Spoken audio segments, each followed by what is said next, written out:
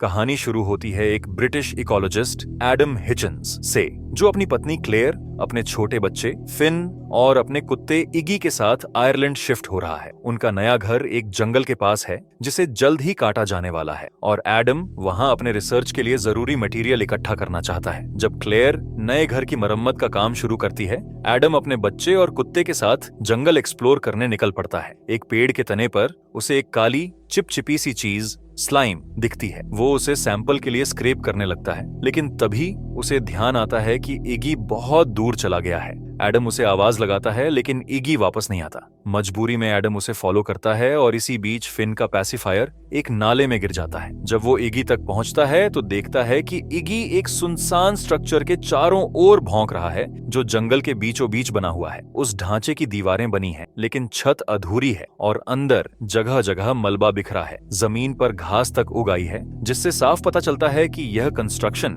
काफी समय पहले बंद हो गया था। एक कोने में एक मरा हुआ जानवर पड़ा है, बेहद अजीब पोस्चर में। एडम सावधानी से पास जाता है, ग्लव्स पहनता है और मैग्नीफाइंग ग्लास से उस डेड एनिमल को ऑब्जर्व करता है। उसकी पीठ पर एक गहरा घाव है, जिसमें वही काली स्लाइमी चीज भरी हुई। इसी दौरान एक आदमी कॉलम डॉनली अपने बेटे के साथ हिचन्स के घर आता है। क्लेयर की सांसें गहरी हो जाती हैं, क्योंकि ये पहली बार नहीं है जब वो आया है और क्लेयर जानती है कि अब क्या होने वाला है। कॉलम एडम की जंगल में की जा रही गतिविधियों को गलत बताता है। वो कहता है कि ये एक तरह से प्रॉपर्टी में घुसपैठ है और एडम की फैमिली के लिए भी बहुत खतरनाक हो सकता है। क्लेयर जल्दी से उसे टालने की कोशिश करती है और कहती है कि वो एडम को समझाएगी कि वो उनसे आकर बात करे। कॉलम फिर भी जिद करता है कि बात आज ही होनी चाहिए। जैसे तैसे वो जाता है और क्लेयर घर के अंदर आती है, लेकिन डर जाती है यह देखकर कि एडम तो पहले ही पीछे के रास्ते से लौट आया है। वो आज की कलेक्शन को लेकर बहुत एक्साइटेड है और क्लेयर की बातों पर ज्यादा ध्यान नहीं देता, लेकिन वह कहता है कि वो कॉलम से जल्द मिलकर बात करेगा।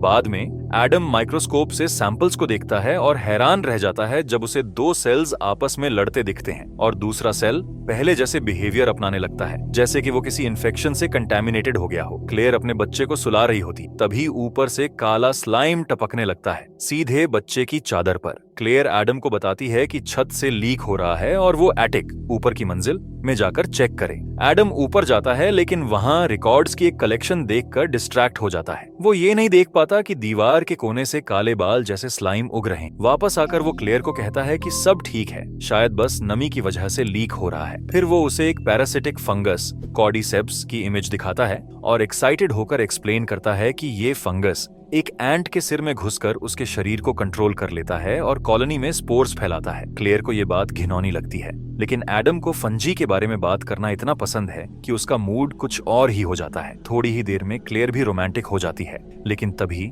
बेबी मॉनिटर से फिन के रोने की आवाज आती है। क्लेयर ऊपर जाने लगती है, तभी अचानक ग्लास टूटने की आवाज आती है और बच्चे की रोने की आवाज एक चीख में बदल जाती है। वो भागती है, दरवाजा धक्का मारता है, लेकिन क्लेयर अंदर जाती है और बच्चे को गोद में उठा लेती। एडम देखता है कि कोने में रखा लैंप गिरा पड़ा है और खिड़की टूटी हुई है। उसे लगता है कि शायद किसी ने कुछ फेंका है, शायद कॉलम ने, क्योंकि एडम मीटिंग पर नहीं गया। थोड़ी देर में पुलिस आती है, लेकिन वो इसे कोई बड़ा मुद्दा नहीं मानती। कहती है शायद कोई कंफ्यूज्ड बर्ड था। क्लेयर उन्हें समझाने की कोशिश करती है कि उनकी फैमिली को यहाँ बहुत वार्मली वेलकम नहीं किया गया है। पुलिस वाला खुद भी खुश नहीं लगता कि वो लोग यहाँ आए हैं। वो बताता है कि गांव वाले बहुत सारी सुपरस्टिशंस, अंधविश्वास मानते हैं और उनके अनुसार जंगल हैलो का है, यानी ऐसे मिथिकल बीइंग्स जैसे फेरीज एंड गॉब्लिन्स का।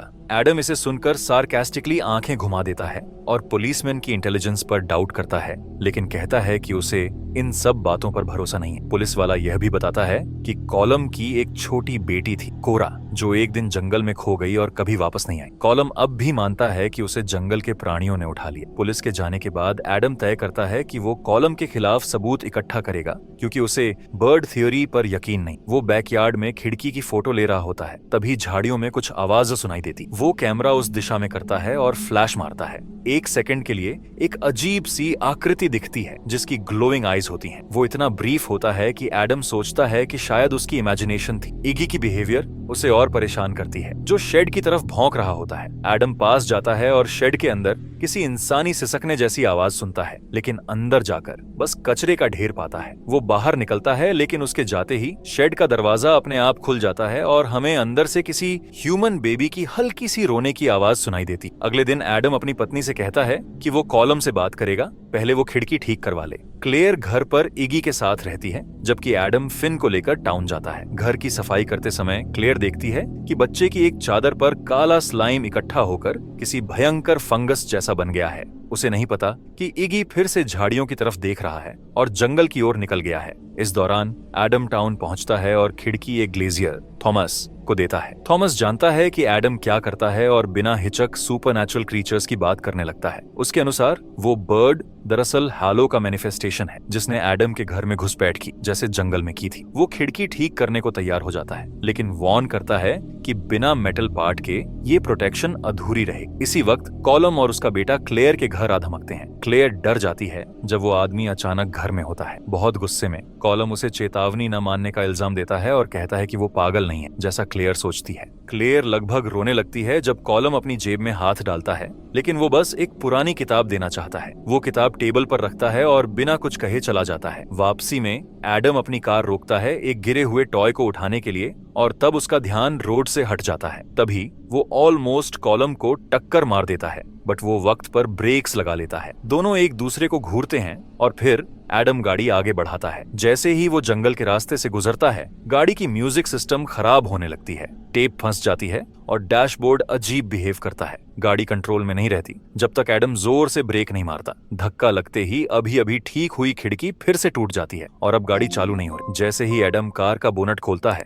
उसे अंदर पूरी तरह से गाढ़ा सा स्लाइम भरा दिखता है। वो एक टूल लेने के लिए पीछे जाता है, लेकिन तभी कोई ताकत उसे पीछे से धक्का देती है और बोनट जोर से बंद हो जाता है। जब एडम की आंख खुलती है तो रात हो चुकी होती। वो ट्रंक में बंद होता है और उसे पीछे सीट पर अकेले रोते हुए बेबी की आवाज आती है। अचानक कार के चारों तरफ से कोई चीज हमला करने लगती है, जोरदार झटकों के साथ। खिड़कियों के पास से कुछ बड़ा और डरावना साया बहुत तेजी से गुजरता है। कार के दरवाजे ऐसे धड़धड़ाने लगते हैं जैसे कोई जबरदस्ती अंदर आने की कोशिश कर रहा हो। एडम घबरा जाता है और सीट कवर को फाड़कर बेबी को पकड़ लेता है। फिर टॉर्च लेकर कार से बाहर निकल आता है। वो जो भी चीज थी शायद चली गई थी, लेकिन पूरी कार पर क्लॉ मार्क्स बने हुए हैं। इग्गी के भौंकने की आवाज सुनकर एडम आवाज का पीछा करता है और घर पहुंचता है। क्लेयर को वो कहता है कि पुलिस को कॉल करो। उसे अब भी यकीन है कि ये सब कॉलम का ही किया धरा है। क्लेयर उसे राइफल लिए देख चौंक जाती है, लेकिन वो कहता है बस प्रिकॉशन है। जैसे ही वो ऊपर पहुंचते हैं, लाइट्स चली जाती हैं और एक साथ कई खिड़कियां टूट जाती हैं। एडम अपनी पत्नी और बेबी को बेडरूम में छोड़ता है और कहता है दरवाजा बंद कर लो। फिर वो राइफल लेकर नीचे जाता है। एक कमरे से रोशनी की चमक आ रही होती। वो धीरे से दरवाजा खोलता है। अंदर से एक तेज चीख जैसी आवाज आती है और एडम गोली चला देता है। ऊपर क्लेयर घबरा जाती, लेकिन जल्द ही उसे समझ आता है कि अंदर कोई नहीं है। वो आवाज तो दरवाजे के खुलने की थी और वो चमक उसकी खुद की कैमरा से आ रही थी, लेकिन ये साफिन होता है कि घर के अंदर कोई घुस चुका है। हर चीज अस्त व्यस्त हो चुकी है। एडम गुस्से से फट पड़ता है और कॉलम को कोसता है, उसके दिए हुए बकवास बुक को भी। क्लेयर उसे समझाती है, सही हो या गलत, अब हमें यहाँ से जाना चाहिए। वो जल्दी से सामान समेटते हैं और इगी को ढूंढते हैं। एडम उसे शेड में ढूंढ निकालता है। डॉग के मुंह में कुछ होता है, वो खून से लथपथ होता है और उसकी एक आंख बुरी तरह लाल। एडम इस बात का भी इल्जाम कॉलम पर ही लगाता है। वो उसे कॉलर पहनाता है और परिवार को कार तक लेकर जाता है। जैसे ही वो कार के पास पहुंचते हैं, इगी अचानक उग्र हो जाता है और छूटकर भाग जाता है। उसके भौंकने की आवाज धीरे धीरे कराहने में बदलती है, जैसे किसी चीज ने उसे नोच डाला हो। डर के मारे वे भागने का फैसला करते हैं। इंजन ठीक करने की कोशिश करते हैं, लेकिन वो पूरी तरह चिपचिपे फाइबर से ढका होता है। तभी क्लेयर पीछे देखती है और डर के मारे जड़ हो जाती है। एडम एक लोहे की रॉड छूता है और उसका हाथ कट जाता है। वहां से स्लाइम बाहर आ रहा होता है। घर लौटकर उसे एहसास होता है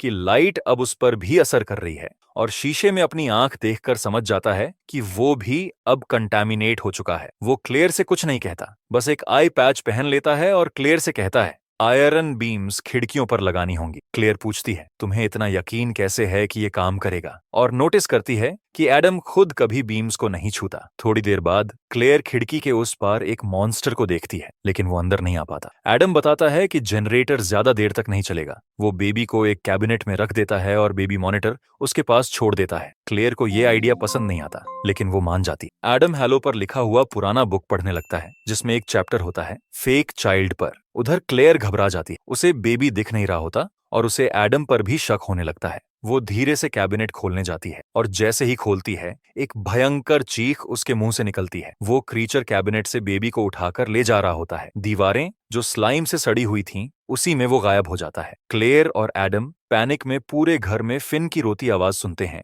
और उसका पीछा करते हैं। एडम आखिरकार उस किडनैपर तक पहुंच ही जाता है जो एटिक में छुपा होता है, लेकिन जैसे ही वो अपना बेटा वापस लेने ही वाला होता है, छत से एक और मॉन्स्टर का पंजा आता है और एडम के चेहरे पर गहरी खरोंच मार देता है। लड़खड़ाते हुए वो ट्रैप डोर से नीचे गिर जाता है और जमीन पर आकर धड़ाम से गिरता है और उसी वक्त क्रीचर छोटे फिन को उठाकर ले जाता है। क्लेयर तुरंत नीचे भागती है और उस मॉन्स्टर के पीछे फॉरेस्ट में दौड़ जाती है। सिर्फ एक बेबी मॉनिटर की आवाज के सहारे रास्ता पहचानती है। दूसरी ओर एडम होश में आता है और अपने घायल पैर की देखभाल करता है। वो अंदर से लड़ रहा होता है उस इन्फेक्शन से जो उसकी बॉडी को पूरी तरह से अपने काबू में लेने की कोशिश कर रही होती। तभी क्लेयर को एक लेक में फिन की छोटी सी कंबल तैरती हुई दिखती है। बिना सोचे वो पानी में कूद जाती और थोड़ी देर बाद अपने हाथों में बेबी को लेकर बाहर निकलती है। आसपास की झाड़ियों में अभी भी क्रीचर्स छिपे हुए होते हैं, लेकिन कोई भी उसे रोकने की कोशिश नहीं करता। घर लौटते समय जब एडम अपनी बाहें फैलाता है, क्लेयर थोड़ी देर के लिए झिझकती है, बट फिर वो उस पर भरोसा करती है और बेबी उसे सौंप देती है। लेकिन कुछ ही पल बाद उसे पछतावा होने लगता है जब एडम कहता है, ये हमारा बच्चा नहीं है। क्लेयर उसे समझाने की कोशिश करती है, ये फंगस तुम्हारे दिमाग को कंट्रोल कर रहा है, पर एडम जिद करता है कि वो बच्चा नकली है। वो क्लेयर को धक्का देता है और फिर एक नुकीली कील अपने माथे पर दबाने लगता है। उसे अब वो बच्चा बदलता हुआ दिखने लगता है, लेकिन जब क्लेयर पीछे से उस पर वार करती है और उसका चेहरा पकड़ती है, वो बिल्कुल नॉर्मल होता है। डरते हुए वो शेड में भागती है और खुद को अंदर बंद कर लेती है, जबकि एडम लगातार बाहर से कहता है, ये बच्चा ईविल है। अगर ये असली फिन होता तो क्रीचर्स इतनी आसानी से क्यों लौटा देते। उसकी बातें कुछ हद तक सच लगती हैं, पर उसका वॉइस अब डरावना रूप ले रहा होता है। क्लेयर शेड की दरारों से देखती है कि एडम का चेहरा भी धीरे धीरे बदल रहा है। जब एडम दरवाजा तोड़कर अंदर घुसता है, क्लेयर उसके ऊपर लाइट मारती है और खुद को एक लंबी साइथिल से बचाती है। अब उसे यकीन हो जाता है कि एडम भी हालो का हिस्सा बन चुका है। एडम तड़पता है। फंगस अब उसके अंदर से बाहर निकल रहा होता है। क्लेयर को उस पर तरस आता है, लेकिन तभी वो क्लेयर का पैर जकड़ लेता है और क्लेयर उसे वहीं छोड़कर कैमरा लेकर भाग जाती है। अब एडम पूरी तरह बदल चुका होता है। वो एक जलती हुई साइथ लेकर अपनी पत्नी के पीछे दौड़ता है। रास्ते में उसे एक अधूरी स्ट्रक्चर दिखती है जहां पुअर इगी भी पूरी तरह से बदल चुका होता है। आसपास क्रीचर्स जमा होने लगते हैं, पर फायर की रोशनी से वो पीछे हट जाते हैं। उधर क्लेयर लंबे समय तक भागती है और आखिरकार एक पड़ोसी के घर पहुंचती है। दरवाजा खटखटाती है, लेकिन दरवाजा खोलने वाला कोई और नहीं बल्कि कॉलम होता है। वो राइफल ताने हुए होता है और बिना दया के क्लेयर को भगा देता है, क्योंकि उसे डर होता है कि उसकी वजह से मॉन्स्टर्स वहां पहुंच सकते हैं। दूसरी तरफ एडम अब भी उस गिरी हुई स्ट्रक्चर में होता है, जहां वो टॉर्च की रोशनी से मॉन्स्टर्स को हटाता है और एक छोटी लड़की की तरफ बढ़ता है। वो अब पूरी तरह बदल चुकी होती है। एडम समझ जाता है कि ये कोरा है, कॉलम की बेटी, और उसके हाथों में जो बेबी है वही असली फिन है। जब कोरा अपना हाथ बढ़ाती है तो उसकी हथेली में वो पैसिफायर होता है जो पहले स्ट्रीम में गिरा था। एडम उसके पास जाने की कोशिश करता है, लेकिन कोरा उस पर गुस्से से गुर्राती है। उधर जंगल में क्लेयर कैमरा के फ्लैश का इस्तेमाल करके क्रीचर्स से बचती रहती है, लेकिन अचानक कैमरा बीप करने लगता है, लो बैटरी। तभी एक मॉन्स्टर सामने कूदता है और धीरे धीरे चारों तरफ से उसे घेर लिया जाता है। वो गलती से एक गड्ढे में गिर जाती, जहां वो और भी ज्यादा फंस जाती है, और तभी कैमरा पूरी तरह बंद हो जाता है और फिर एक जानी पहचानी आवाज आती है, क्लेयर। एडम उसके सामने होता है, हाथों में एक बेबी लिए हुए। ये असली फिन है। क्लेयर हैरान रह जाती। वो अपने पति को उस हालत में देखती है और उसे क्रीचर्स के साथ वाइल्ड तरीके से कम्युनिकेट करते देखती है, लेकिन मुश्किल ये है कि दोनों बेबीज एक जैसे हैं। एडम उसे विनती करता है कि वो उस बच्चे को बदल दे। वो एक एक करके हर मॉन्स्टर से लड़ता है। तभी एक पंजा उसकी पीठ में गहराई तक घुस जाता है। क्लेयर जानती है अब फैसला करने का वक्त नहीं है। वो एक बेबी जमीन पर छोड़ती है और दूसरे को उठा लेती। सूरज की पहली किरणें जंगल पर पड़ती हैं। एडम अब भी जिंदा होता है और देखता है जो बेबी उसने जमीन पर छोड़ा था वो अब अपनी असली शक्ल में आता है, एक डरावना फंगस क्रीचर, और फिर धूल बनकर बिखर जाता है। एडम की आंखों से एक आखिरी आंसू गिरता है, क्योंकि अब उसे यकीन हो जाता है वो सही था। क्लेयर अपने बच्चे के साथ सुरक्षित घर लौटती है। कुछ समय बाद जंगल की कटाई शुरू हो जाती है, लेकिन जो लकड़ियां ट्रक में भरी जाती हैं वो सब काली चिकनी लिजलिजी परत से ढकी होती हैं, और शायद दहालो कभी खत्म नहीं हुआ। कमेंट में बताइए, अगर आप क्लेयर की जगह होते तो किस बच्चे को उठाते। सस्पेंस अभी बाकी है। See you in the next decode.